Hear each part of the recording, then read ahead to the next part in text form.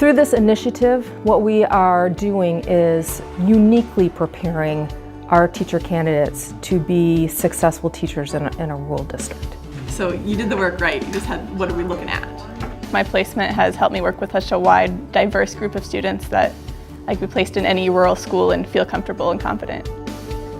Our schools are a powerhouse for our communities.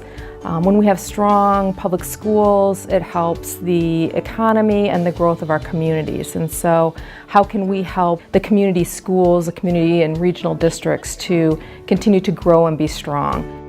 So when we make money, we have to add that one. Our rural areas are hurting for teachers, and providing opportunities for our teacher candidates to spend time in these community and these districts helps them to understand the schools that they're going into and can lead to them remaining in those areas. I haven't completely decided where I want to be yet, but I definitely want to be in a small school. Rural schools, that's the setting that I want to teach in.